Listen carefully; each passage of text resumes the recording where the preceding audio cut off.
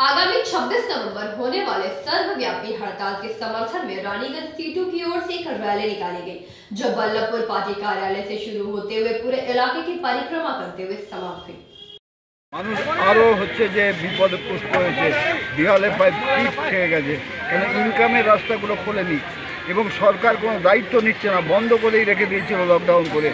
না হসপিটাল করেছে, না চিকিৎসা ব্যবস্থা উন্নতি করেছে, না মানুষের খাবার দেওয়ার ব্যবস্থা করেছে, কোনোটাই করেনি। মানুষ হচ্ছে দেওয়ালে পিঠ, তাহলে মানুষের হচ্ছে যে মুক্তি আসবে না। কোনো কলকারখানা খুলছে না, বরঞ্চ বন্ধ করছে, সরকারি কারখানা হচ্ছে যে বিক্রি করে দিচ্ছে।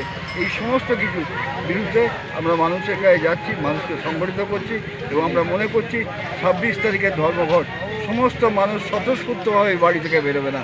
আমরা এইটার জন্যই প্রত্যেক জায়গায় মিছিল করছি।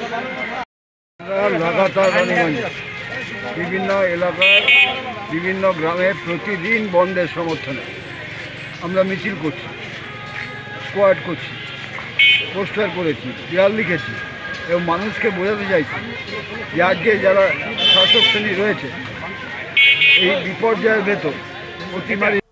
रानीगंज से सम्राट दास की रिपोर्ट, PB न्यूज़।